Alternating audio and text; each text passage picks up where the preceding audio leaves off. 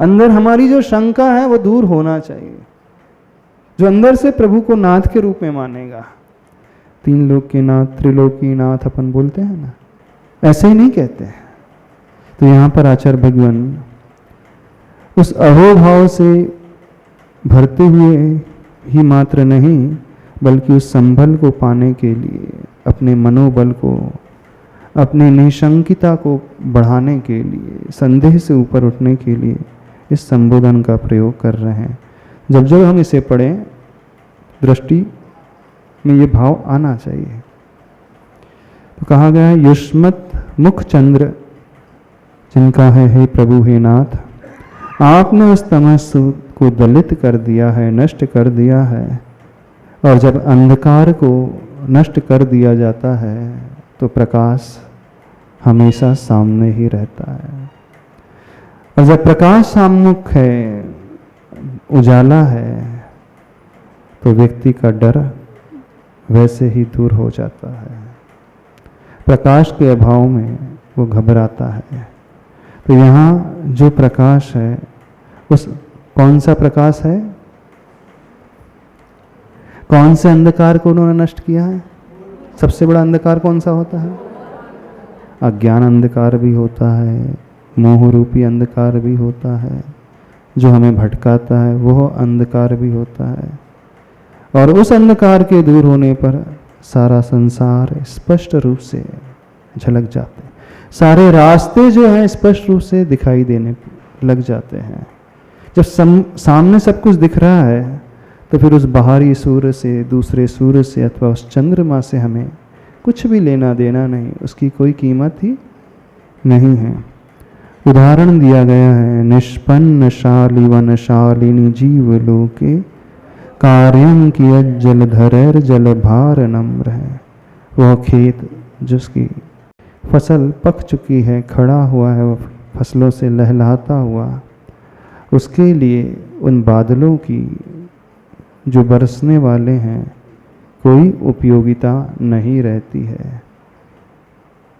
तो हम प्रभु के पास जब जब भक्ति करने के लिए आए हैं तो हमारा संदेह दूर हो जाना चाहिए। डर है ना, निकल जाना चाहिए। लेकिन कई लोग फिर भी डरते हैं। डरते हो? नहीं डरते? क्यों नहीं डर दूर हो जा पाता है?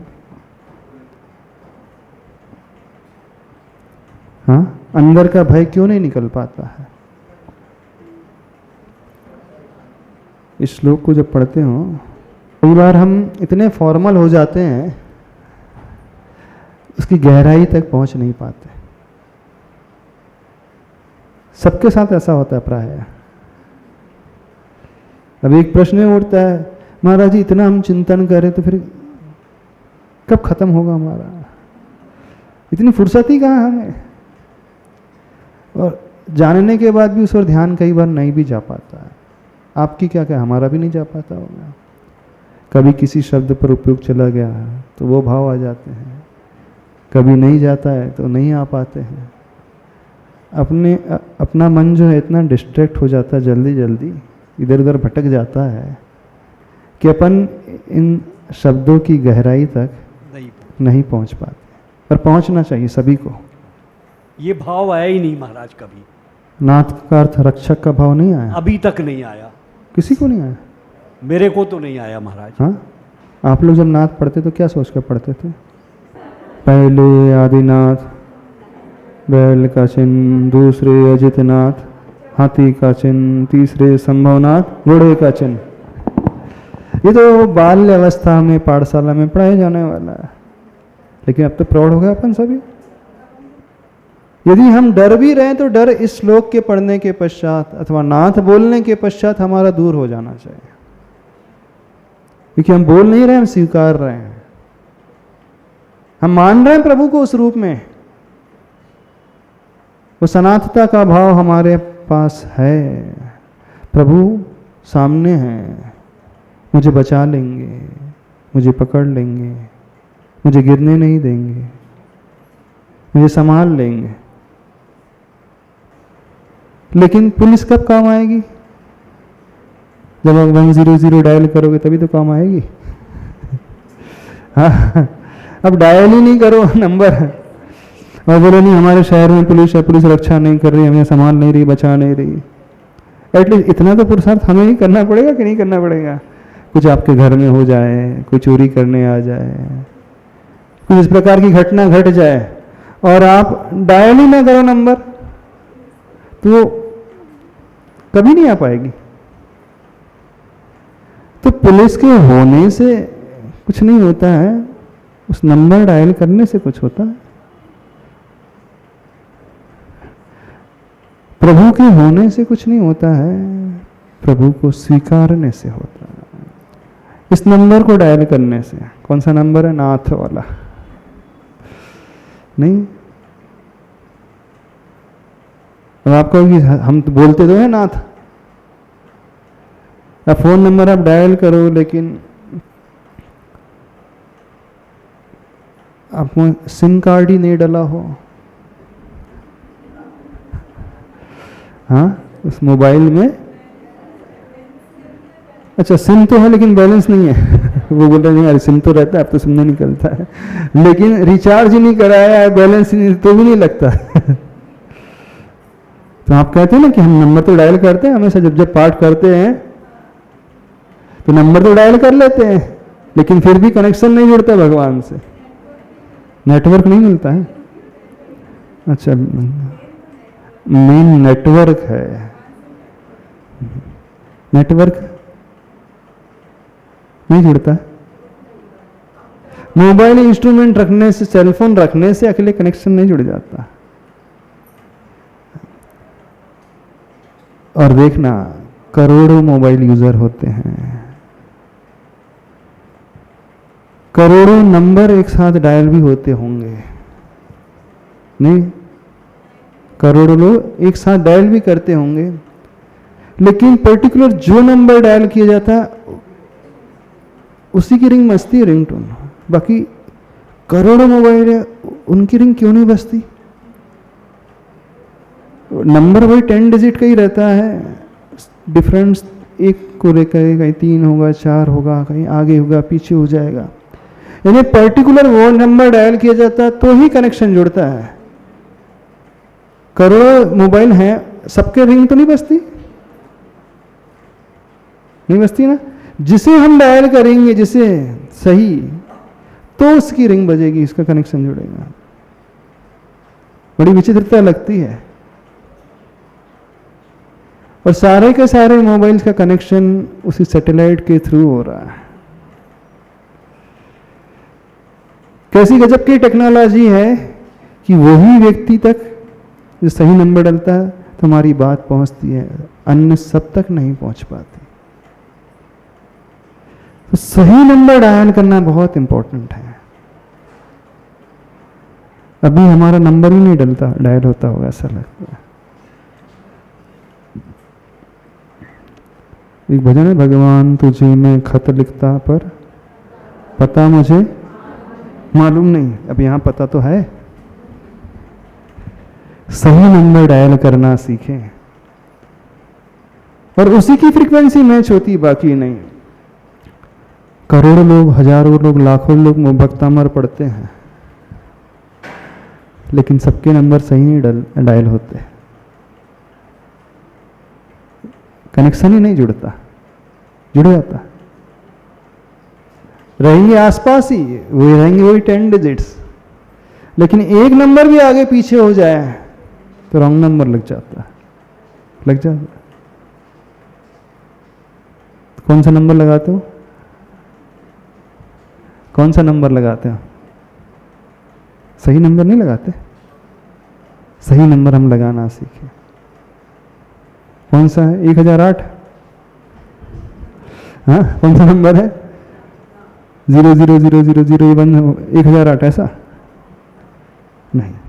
ये नंबर हमारे भावों का है, शब्दों का नहीं है, भावों का है। तभी कनेक्शन जुड़ेगा, अन्यथा नहीं जुड़ पाएगा। तो इस नंबर को हम डायल करना सीखें और वही हमारे लिए कार्यकारी होता है। चले आगे। उदाहरण दिया गया, निष्पन्न शाली वन शालिनी जीव लोके कार्यम की जल धरैर जल भार नम्रे।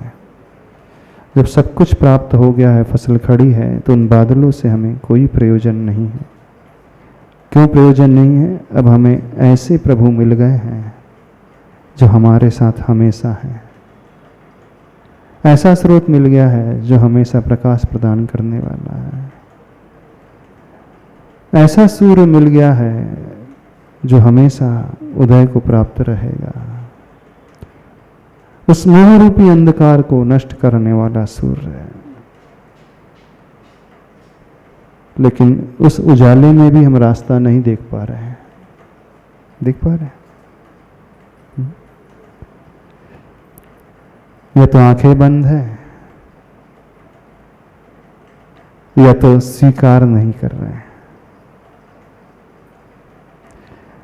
आंखें बंद हो और दिन का उजाला हो तो भी अंधेरा ही लगता है।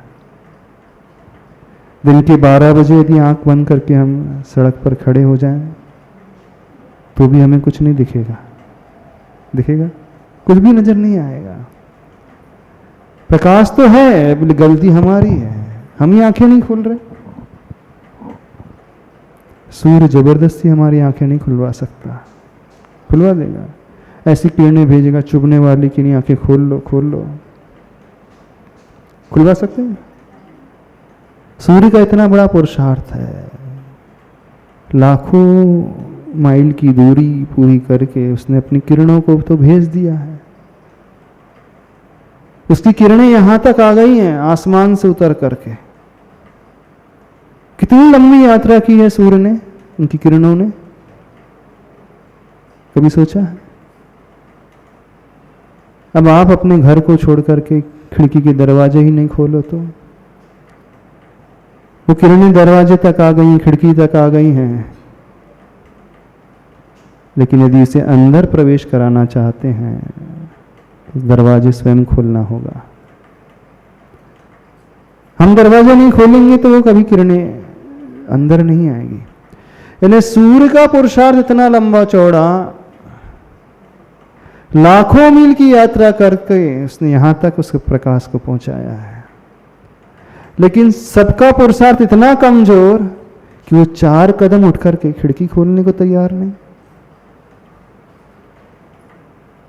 सूर्य की महानता देखना। सूर्य ये नहीं कह रहा कि तुम चल करके मेरे पास इतनी दूरी तक आ जाओ, ऊपर आ जाओ, तब मैं तुम्हें प्रकाश दूंगा। नहीं, सूर्य ने वहां तक पहुंचा दिया है। 99.9% कार्य तो उसने कर लिया, उतनी दूरी तो उसने पूरी कर ली।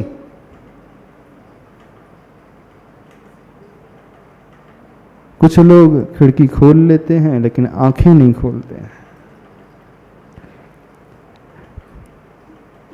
तो भी फिर वो कुछ नहीं कर पाएगा।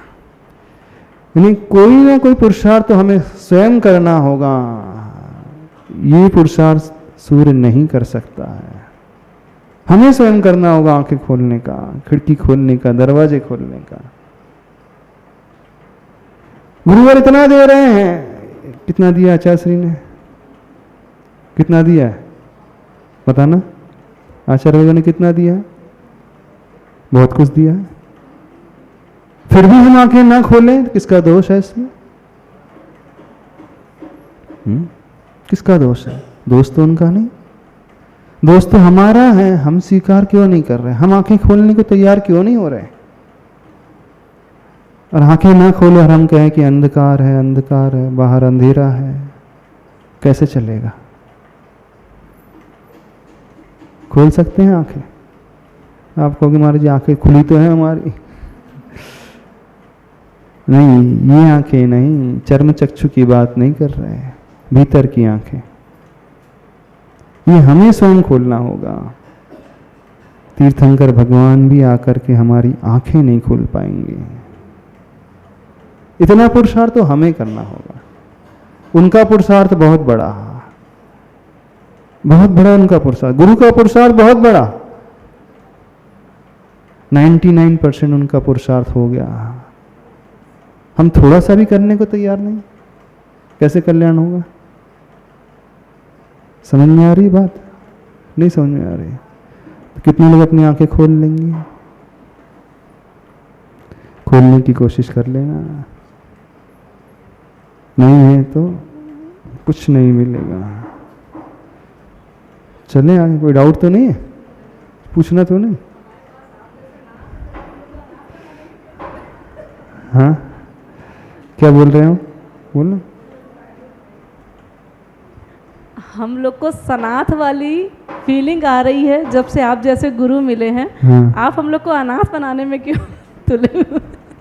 सनाथ वाली फीलिंग आ जाती है तो अनाथ कैसे? अच्छा, आपके पति देव मान लीजिए दिल्ली चले जाते हैं काम करने के लिए 1 महीने के लिए, तो आप अनाथ हो जाते हो क्या? कि 24 घंटे आपकी आंखों के सामने रहते होंगे तब आप सनाथता की फीलिंग महसूस करते होंगे? हमें ऐसे बताना। जब आउट स्टेशन चले जाते हैं, कोई बड़े काम से बाहर चले जाते हैं, बहुत दिनों के लिए चले जाते हैं, तो अनाथ हो जाते हैं। ऐसा होता है? कैसे पूछिए, ऐसा होता है? यदि वो व्यक्ति दूर चले जाए आपसे कुछ दिनों के लिए तो अनाथ हो जाता है? सुधीर जी बताना हमें। अब कोई अनाथ मानने लगे तो वो रिटर्न टिकट लेके हाँ, बात समझ में आ रही? नहीं आ रही? अनाथ तो तब होते हैं जब उनका वियोग पूर्णतः ऐसा हो जाता है, तब अनाथ होता है व्यक्ति। माथे की बिंदी कब हटती है? मांग का सिंदूर कब हटता है? तब है। कुछ दिन की दूरी के लिए अनाथ होता है, हो जाता है। हम तो नहीं समझते। भगवान भी ज्यादा दूर नहीं है हमसे, 7 राजू ऊपर है। वो भी क्यों? वो भी 7 राजू भी दूर है। आज भी विदेश क्षेत्र में प्रभु हैं। चलो, वो तो राजू में नहीं है। हाँ, विदेश क्षेत्र है ना। कितने हजार, 1 लाख योजन विस्तार तो जम्बूद्वीप का है। हम यहाँ बैठे हैं भरत क्षेत्र में, वहां से आधी दूरी में 50,000 योजन चले तो विदेश क्षेत्र आ जाएगा। दूर है भगवान? नहीं। थोड़ा सा उनको बोलो डिस्टर्ब ना बंद करना। दूर है भगवान? नहीं है ना। हमने क्यों मान लिया है कि दूर है भगवान? हम स्वीकार लें तो भगवान तो हमारे पास है।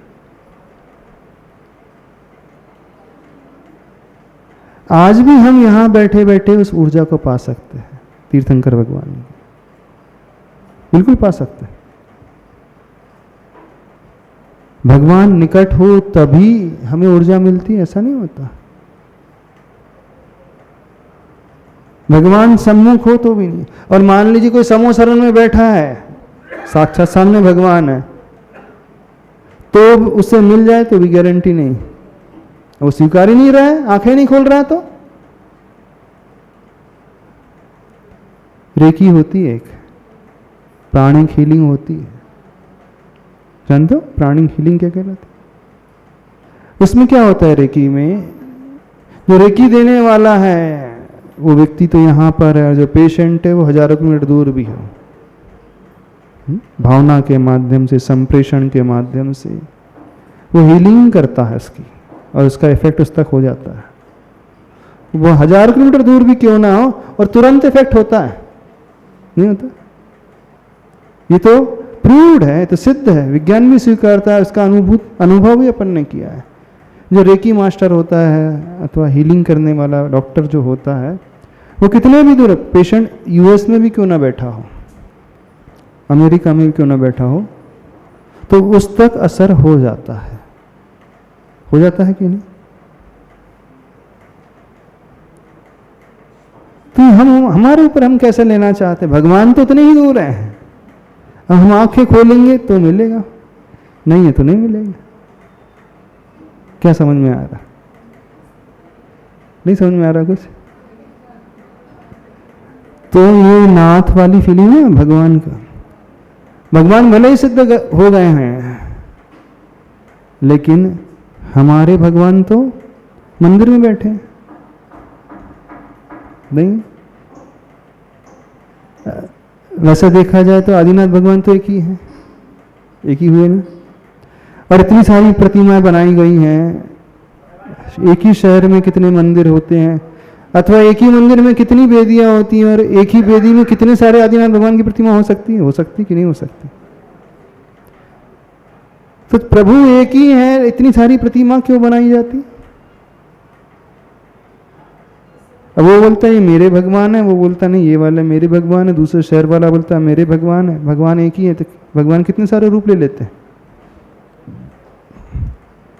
ओरिजिनल भगवान तो एक ही है, सही के भगवान तो एक ही है। तो जो ओरिजिनल भगवान है उनसे हमारा कल्याण नहीं होता। अब ध्यान से सुनना,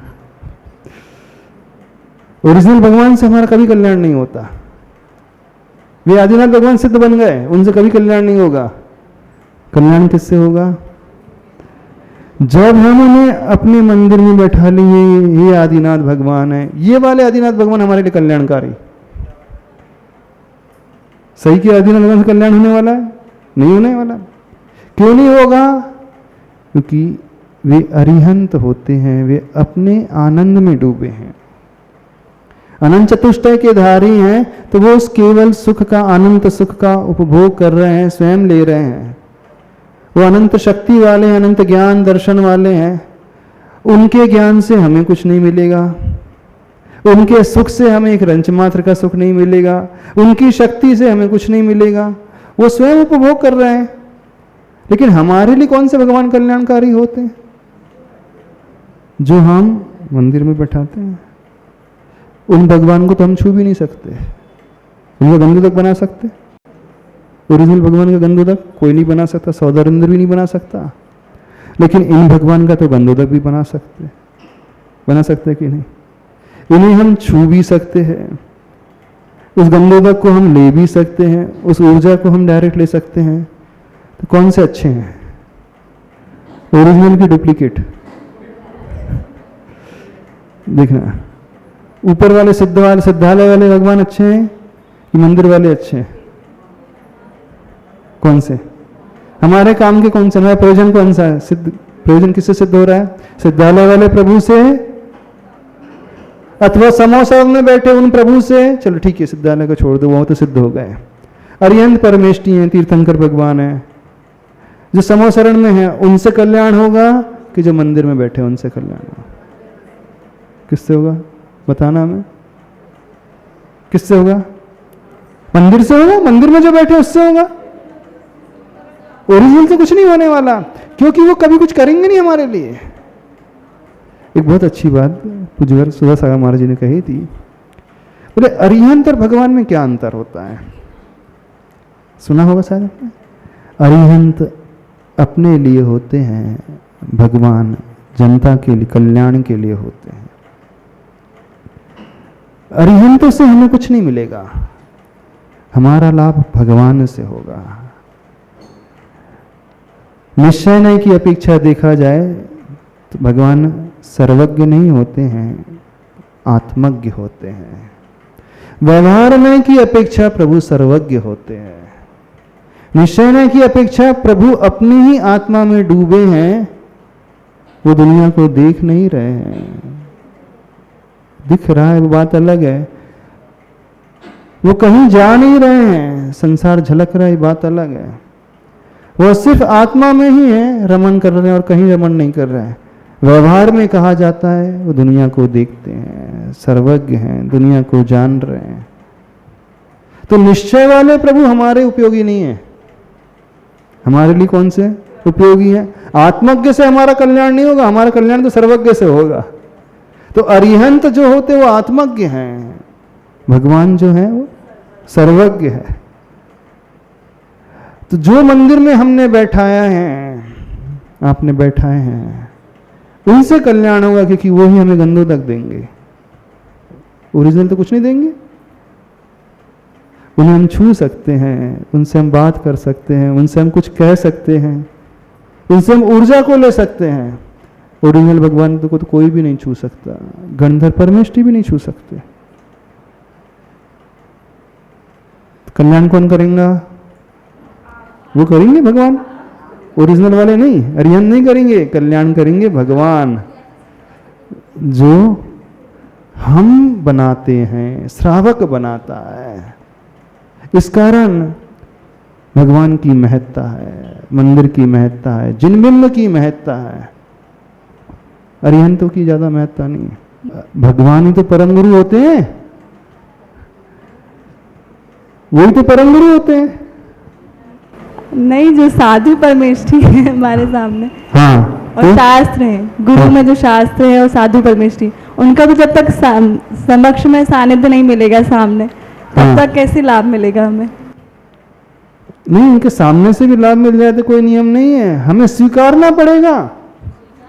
जैसे अरिहंत तीर्थंकर समो शरण में बैठे हैं और हम मोह लेकर के जा रहे हैं, तो क्या काम के वे सामने भी हैं तो,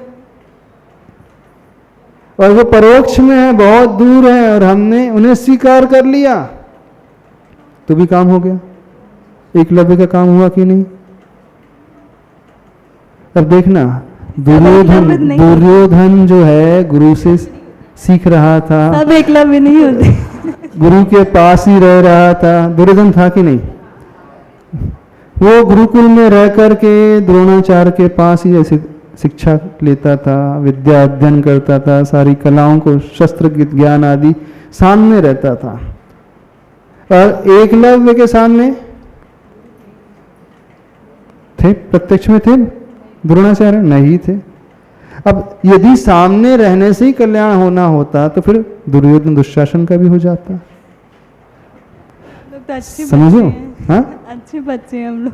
नहीं सामने रहने से कल्याण का दुर्योधन दुशासन का भी हो जाता ना, लेकिन नहीं हुआ। क्यों? क्योंकि उन्होंने, दुर्योधन ने उन्हें माना ही नहीं, स्वीकार ही नहीं। और जब हम मान लेंगे तो द्रोणाचार्य जी पीछे भी रहेंगे, परोक्ष में भी रहेंगे, तो भी सिद्धि हो जाएगी। हो गई कि नहीं सिद्धि? एकलव्य को सिद्धि हुई थी कि नहीं हुई थी? तो कैसे सिद्धि हुई? परोक्ष से सिद्धि हुई, प्रत्यक्ष से नहीं हुई। ओरिजिनल भगवान हमारे कोई काम के नहीं, अरिहंत परमेष्ठी कोई काम के नहीं। हमारे तो कौन से काम के हैं? जो वेदी में बैठे हैं। फिर एक स्टेप और आगे बढ़ते हैं, बोले नहीं वेदी वाले भी काम के नहीं। बोले वेदी वाले भी काम के नहीं। बोले क्यों नहीं काम के? फिर आचार्य भगवान कहते हैं नहीं, उन भगवान को हृदय में बैठाओ, उन भगवान को, प्रभु को हृदय में बैठाओ। वेदी में तो बैठे ही है, वो हमेशा से बैठे हुए हैं। यदि वेदी वाले भगवान कल्याणकारी होते तो सारे लोग दर्शन करते हैं। उन्हीं वेदी वाले भगवान को देखते हैं कि नहीं? सारे लोग उनका अभिषेक करते हैं, पूजन करते हैं, गुणानुवाद करते हैं, पाठ पढ़ते हैं, स्तोत्र पढ़ते हैं, फिर भी कल्याण नहीं हो रहा। पहले क्या गया? ओरिजिनल भगवान को उन्होंने कट ऑफ कर दिया। बोले नहीं, उनको दूर करो अपन तो। बोले वेदी वाले भगवान को सामने लाओ। फिर एक स्टेप और आगे बढ़ते, नहीं अब वेदी वाले को छोड़ो, बोले उनसे भी कुछ नहीं होगा। बोले उनसे होना होता तो सबका हो गया होता। सारे लोग भगवान के दर्शन करते हैं कि नहीं करते हैं? करते हैं ना। कितने लोग अभिषेक नहीं करते होंगे रोज हर मंदिर में? कितने लोग पूजा नहीं करते होंगे रोज? हर मंदिर में करते हैं। फिर भी सबका कल्याण क्यों नहीं हो रहा है? तो उन्होंने तो अपने भगवान को वेदी में बैठा कर रख दिया। बोले भगवान आप तो बैठो, हाँ हमें बहुत सारे काम है, हम काम करके आते हैं, आपको क्या काम धाम है? आपको कहीं जाना नहीं, आप तो बैठे रहे एक स्थान में, हम अपने काम निपटा करके आते, फिर आपसे मिल लेंगे, आपसे चर्चा कर लेंगे। तो बोले ऐसी स्थिति है तो बोले उनसे भी कल्याण नहीं होगा, फिर किससे होगा? उन वेदी वाले प्रभु को देख करके उन्हें हृदय में बैठाना किया था। पहले माटी में, इस प्रतिमा में द्रोणाचार्य को देखा, फिर प्रतिमा को भी हटा दिया, फिर हृदय में देखा। तव पादौ मम हृदयं तव पदद्वये लीनम तिष्ठतु जिनेन्द्रतावद यावन् निर्वाण संप्राप्ति। इसका हिंदी अनुवाद क्या है? तव पद मेरे हिय में, मम ही तेरे पुनीत चरणों में, तब लौ लीन रहूं प्रभु, जब लौ न पाया मुक्ति मन। उसी का हिंदी पद्यानुवाद है। तव पद मम ही, आपके पद मेरे ही यानी हृदय में, अथवा मेरा हृदय आपके चरण कमलों, दोनों तरीके हैं। या तो भगवान को हृदय में बैठा लो अथवा अपना हृदय भगवान के चरणों में रख दो। कौन सा अच्छा लगता है? कौन सा अच्छा रास्ता है बताना? दोनों ही ठीक है, दोनों, हाँ दोनों से काम चल जाएगा। जब आचार्य भगवान कह रहे तो दोनों है, तो पद मेरे ही में अथवा मम ही तेरे पुनः चरणों में, दोनों से कहा। तो बोले विभेदी वाले भगवान ही, अब उनको हृदय में बैठा लो। तो वो हृदय में बैठे हुए प्रभु जो हैं हमारा कल्याण करने वाले हैं। अथवा अपना हृदय उनके चरणों में समर्पित कर दो, रख दो। तो बोले हम अपना हृदय वहां रख देंगे तो फिर हम क्या करेंगे? हाँ, फिर हम जो भी काम करेंगे दुनिया के ऊपर ऊपर से करेंगे, क्योंकि हमारा हृदय तो भगवान के चरणों में रमा हुआ है, लगा हुआ है। वहाँ हमारी सिर्फ ड्यूटी होगी, हमारा कर्तव्य होगा। क्यों? क्योंकि हृदय वहाँ छोड़ करके आए हम। क्या समझ में आया? कुछ समझ में नहीं आया? आ गया? क्या करना क्या है? अब करना क्या है? क्या करना है? एकलव्य बनना है? एकलव्य नहीं बनना है तो क्या बनना है? दुर्योधन बनना है। हाँ, अरे एकलव्य भी नहीं बनना है, दुर्योधन भी नहीं बनना, तो क्या दुशासन बनना है? कैसा कौन बनना है बताओ? कि अर्जुन बनना है? अरे बनना तो स्वयं पड़ता है, भगवान थोड़ी बनाते हैं, गुरु भी नहीं बनाते हैं। जैसे वह सूर्य दरवाजे तक आया, बस सूर्य का काम अब पूरा हो गया, इससे ज्यादा नहीं है, इससे ज्यादा सूर्य नहीं है। हाँ, थोड़ा और आपने खिड़की खोल ली तो आपकी रजाई तक आ जाएगा, वो चद्दर तक आ जाएगा। आपने चद्दर भी हटा दिया तो ठीक है, आपकी पलकों तक आ जाएगा। अब लेकिन पलके तो स्वयं खोलना पड़ेगा, नहीं खोलना पड़ेगा। और हम चाहते हैं कि सूर्य भी हमारी पलक खोल दे, खोल करके प्रवेश हो जाए भीतर, वो तो असंभव है। एक स्थिति वो आती है जब हमें स्वयं करना पड़ता है। माँ बेटे को खिला सकती है, नहीं खा रहा है तो पीस करके अथवा दूध में मिला करके पिला सकती है। ऐसी है ना? जब बेटा नहीं खाता पीता है तो क्या करते हो? जबरदस्ती पीछे पीछे दौड़ दौड़ करके खिला सकते हो, लेकिन आप उसके बदले में भोजन पचा सकते हो? नहीं, आप तो उसकी माँ हो ना, बहुत प्रेम करते हो, वात्सल्य से भरे हो। क्या कर सकते हो? आप कहाँ तक काम कर सकते हो? हाँ, भोजन बना सकते हो, अपने हाथों से खिला सकते हो, नहीं खा रहा है तो जबरदस्ती पकड़ करके मुख में डाल सकते हो। मुख में डाल दिया, नहीं ले रहा है तो नाक बंद करके और गटका सकते हो अंदर। वैसे उसमें भी उल्टी कर देता है वो। और किसी तरह ये इनके प्रकार भोजन पहुंच भी गया, अन्न पहुंच भी गया, पचा सकते हो उसे। अब पचाना तो स्वयं उसे ही होता है। अब वो कहे कि नहीं मुझे पचा करके भी दो, बेटा अड़ गया है, नहीं पचा करके दो, इतनी मेहनत भी नहीं कर सकता हूं। तो भगवान बोलते इससे ज्यादा कुछ नहीं किया जा सकता। हम सब क्या चाहते हैं? भगवान हमें खिलाए भी, पचा करके भी दे दें, ये चाहते हैं ना। तो इतना काम माँ कर लेती है, गेहूं लाती है, धोती है, पीसती है, आटा गूंथती है, रोटी बनाती है, भोजन बनाती है, सारी मेहनत करती है और बच्चे को खिला भी देती है। सारी मेहनत आपकी भी, अब वो ये ना करे तो? यानी एक स्टेज वो आती है जहां हमें स्वयं करना होता है। तीर्थंकर भगवान ही हमारे लिए नहीं कर सकते। भले ही वो अनंत शक्ति संपन्न है, वो भावना भा सकते, माँ भावना भा सकती है अपने बेटे के लिए, इससे ज्यादा कुछ नहीं कर सकती। तो वहां स्वयं करना होगा, तब कल्याण होता है। तो सूर्य ने इतना बड़ा काम कर दिया, आपके दरवाजे तक आ गए, तो हम अभी भी ना जागे, आंखें ना खोले, तो इसमें सूर्य का कोई दोष नहीं। दोष है तो स्वीकारो, आंखें खोलो, तब कहीं जाकर के कल्याण होगा। तो हे प्रभु, आपने आपके मुख चंद्र में उस दलित, उस तमह को दलित कर दिया है, नाश कर दिया है। फिर मुझे अन्य से कोई प्रयोजन नहीं है, क्योंकि मैंने आपको स्वीकार कर लिया है, मान लिया है, अपने हृदय में स्थान दे दिया है। हमने अपेक्षा नहीं की है, हमने हृदय में स्थान दे दिया, अथवा अपने हृदय को प्रभु के चरणों में रख दिया है। दोनों ही चीज कर सकते हैं। जो आपको अच्छा लगे वो कर सकते हो। क्या अच्छा लगता है? कुछ भी अच्छा नहीं लगता। क्या समझ में आया? परोक्ष वाले भगवान की प्रत्यक्ष वाले भगवान कौन से कार्यकारी?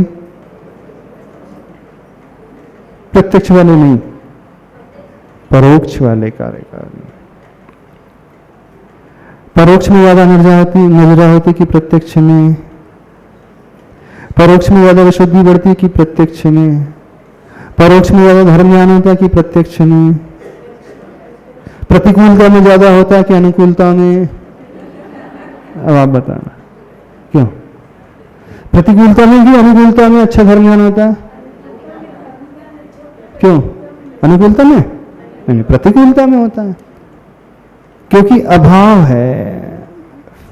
हम इतना पुरुषार्थ कर रहे हैं कि उस अभाव में भी उसको पा रहे हैं। उस विद्यार्थी की भांति जो स्ट्रीट लाइट के नीचे बैठ करके पढ़ता है, जिसके पास बुक्स भी नहीं, उधार में बुक मांग करके लाता है, रात में सवेरे लौटा देता है और फिर मेरिट में आ रहा है।